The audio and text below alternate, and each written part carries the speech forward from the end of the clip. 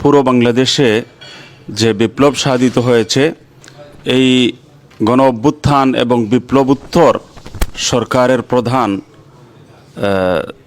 প্রধান উপদেষ্টা ডক্টর মোহাম্মদ ইউনূস সাহেব মাশাআল্লাহ ইংল্যান্ড সফরে আসছেন। এটা ওনার রাষ্ট্রীয় সফর। এর মধ্যে দেশের অনেক কিছু পাওনা রয়েছে এবং রাষ্ট্রীয়ভাবে দ্বিপাক্ষিক আলোচনার একটা সুযোগ অবারিত হয়েছে।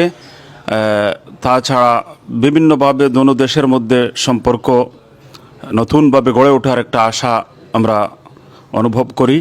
এমতাবস্থায় দেশ এবং জাতির সেই অর্জনকে নষ্ট করে দেওয়ার জন্য ফ্যাসিবাদের দূষরেরা ইউকেতেও তারা বিভিন্ন ধরনের আন্দোলন সংগ্রামের প্ল্যান প্রোগ্রাম হাতে নিয়েছে। এটা অত্যন্ত দুঃখজনক। যারা দেশ থেকে বিতাড়িত এবং যারা জগদ্দল পাথরের নেয়া চেপে বসেছিল এবং যারা আলিম উলামার উপর নির্যাতন চালিয়েছিল, তাদের এই ষড়যন্ত্রকে যদি আমরা সফল হতে দেই, তাহলে বিশ্বাস করুন শাপলা চত্বরে যত শত শত উলামায়ে কেরাম যারা শহীদ হয়েছিলেন, জুলাইয়ের গণ অভ্যুত্থানে যারা শাহাদত বরণ করেছিলেন, তাদের বুকের তাজা রক্তের সাথে চরম একটা বেঈমানি হবে।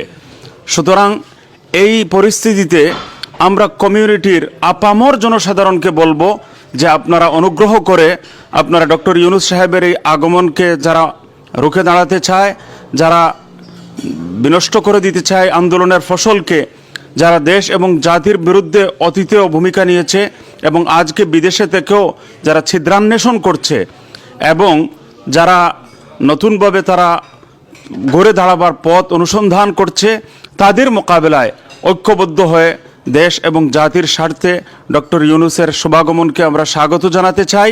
এবং ওনার বিরুদ্ধে যদি কোনো আন্দোলন করা হয়, তাহলে সকল সমমনা ইসলামী দল, হেফাজতে ইসলাম এবং অন্যান্য সকল দল, তাছাড়া কমিউনিটির সর্বস্তরের জনগণ, উলামায়ে কেরাম সবাই কিন্তু আজ পুরো ইউকেতে ঐক্যবদ্ধ যে সবাই এই ষড়যন্ত্রকে রুখে দাঁড়াবেন। ইনশাআল্লাহ তাআলা এই ষড়যন্ত্রের মোকাবেলা করা হবে এবং এই ষড়যন্ত্র কোনোদিন সফল হবে না। কমিউনিটিকে ঐক্যবদ্ধ আরও বেশিভাবে হতে হবে এবং এই ষড়যন্ত্রের মোকাবেলা আমাদেরকে শক্তভাবে করতে হবে। আল্লাহ তাআলা ষড়যন্ত্রকারীদের নিপাত করে দিন। জাযাকুমুল্লাহু তাআলা।